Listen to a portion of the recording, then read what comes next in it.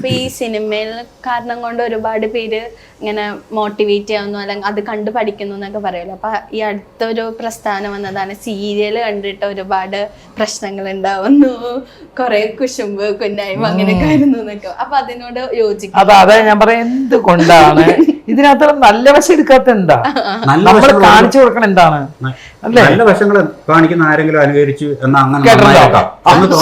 ഇന്ന സിനിമ കൊണ്ട് ഇന്ന ആള് നന്നായി വന്നു ആരെങ്കിലും പറയണ്ട. നമ്മുടെ ബാല്യത്തിലും ഉണ്ടായിരുന്നു, നല്ലതും ചീത്തയും ഉണ്ടായിരുന്നു.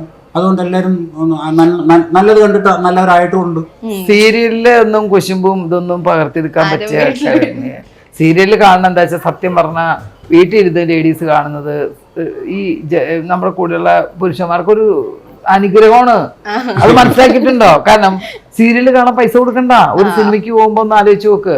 ഒരു തിയേറ്ററിൽ പോയി കഴിയുമ്പോൾ ആ സിനിമ കാണുന്ന ആൾക്കാർക്ക് ഇരിക്കുമ്പോ എന്തായാലും ഒരു പോപ്കോൺ, വലിയ തിയേറ്ററിൽ പോയ പോപ്കോൺ തന്നെ കൊടുക്കണം നല്ല പൈസ. ഒരു പെപ്സിക്ക് എത്ര രൂപ കൊടുക്കണം? എല്ലാം കൂടെ ചെയ്ത് 2000 രൂപ അങ്ങ് പോകും.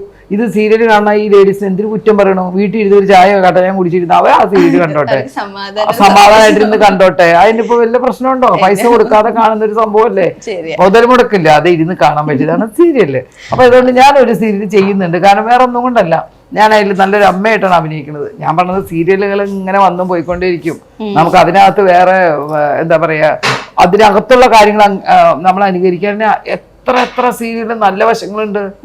എന്തുകൊണ്ട് അത് ലാസ്റ്റ് ക്ലൈമാക്സ് വരുന്നത് എങ്ങനെയാണ്? സീരിയലിൽ ക്ലൈമാക്സ് വരുന്നത് എപ്പോഴും നല്ല രീതിയിലായിരിക്കും.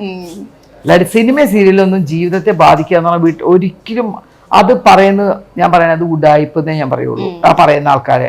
പിന്നെ കമന്റ് ഇടുന്നവർ ഇട്ടോണ്ടേ ഇരിക്കും. അത് നോക്കാൻ പോയി കഴിഞ്ഞാൽ നമുക്ക് അത് തളരാൻ നേരമുള്ളൂ.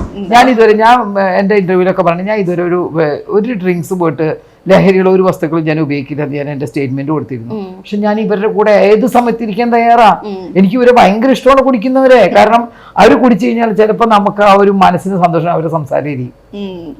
ഞാനെതിര് പറയാറില്ല. ഞാൻ ഇപ്പോൾ എവിടെയെങ്കിലും ബാറിലോ അല്ലെങ്കിൽ എവിടെയെങ്കിലൊക്കെ എന്നെ കണ്ടണം ഇപ്പോൾ പറയും, അയ്യോ ഇവളത് ഇരിക്കണം.